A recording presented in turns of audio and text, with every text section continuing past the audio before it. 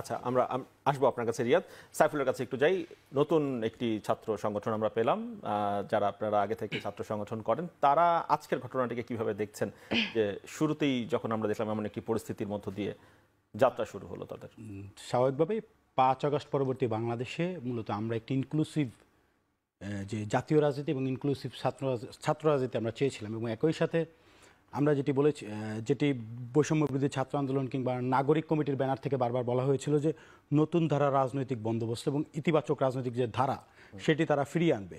কিন্তু দুর্ভাগ্যজনক হলেও সত্য যে আজকে তাদের রাজনৈতিক ছাত্র সংগঠনের আত্মপ্রকাশকে কেন্দ্র করে যে অনাকাঙ্ক্ষিত ঘটনা ঘটল, যেই লজ্জাস্কর পরিস্থিতির সৃষ্টি হলো, এবং ঢাকা বিশ্ববিদ্যালয়ের ইতিহাসে এই ফ্যাসিস্ট আমলে ছাত্রলীগের কমিটিকে কেন্দ্র করে কিন্তু এ ধরনের ঘটনা আমরা সর্বশেষ 2019 সালে মধুর ক্যান্টিনে দেখেছিলাম। এবং সেই চিরাচরিত কালচারটিকে আমার মনে হয় যে এই যে বৈষম্য বিরোধী ছাত্র আন্দোলনের ব্যানারের আদলে যে রাজনৈতিক ছাত্র সংগঠনের আত্মপ্রকাশ ঘটল, তারা মূলত সেই ইতিহাসটিকে আবার পুনরাবৃত্তি করলেন। এবং এটির মাধ্যমে এই যে নতুন ধারার যে ছাত্র রাজনীতি, ইতিবাচক যে ছাত্র রাজনীতি আমরা চেয়েছিলাম, সেটিকে এক প্রকার কবর রচনা করার মতো পরিস্থিতি তারা আজকে দাঁড় করালেন। এবং এই যে পরিস্থিতিটি দেখে আসলে আমরাও মর্মাহত হয়েছি। এবং আমরা মূলত এই যে বৈষম্য বিরোধী ছাত্র আন্দোলনের ব্যানারে যে রাজনৈতিক ছাত্র সংগঠন আসবে, তাদের কাছে আমাদের অনেক প্রত্যাশা ছিল।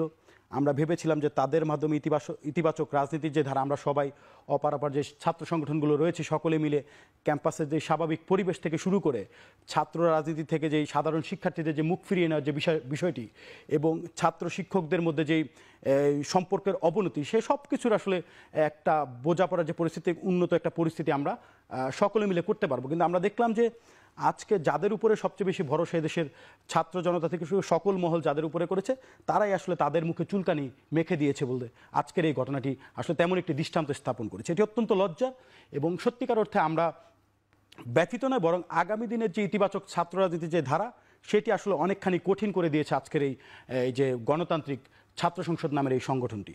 এবং এটির মাধ্যমে এই কালচার দেখে, পুরনো যে কালচার ছিল সেই কালচারটি থেকে আসলে অন্যান্য ছাত্র সংগঠনগুলো একই ধারায় প্রভাবিত হতে পারে বলে আমি আশঙ্কা করছি। সুতরাং আমার কাছে যেটি মনে হয়, তাদের আজকের যে কর্মকাণ্ড, এই কর্মকাণ্ডটি বোঝায় যে তাদের অভ্যন্তরীণ কোন্দল অনেকটা তীব্র ছিল, এবং রাজনৈতিক ছাত্র সংগঠন হিসেবে আত্মপ্রকাশ করার মতো তারা এখনো উপযুক্ত হয়নি বলে আমার কাছে মনে হয়নি। তাদের আরো পাকাপোক্ত হওয়ার দরকার আছে সাংগঠনিকভাবে, এবং একটি রাজনৈতিক ছাত্র সংগঠনের কাঠামো কোন প্রক্রিয়া হওয়া উচিত সেটি আমি জানি না। তারা যে আহ্বায়ক কমিটি করলেন, সেটি আসলে কোন গণতান্ত্রিক প্রক্রিয়া করলেন সেটি নিয়েও আমাদের যথেষ্ট সন্দেহ রয়েছে। এটি আদৌ ভোটের মাধ্যমে হয়েছে না কিসের মাধ্যমে হয়েছে সেটি আসলে তারা প্রকাশ করেনি। কোন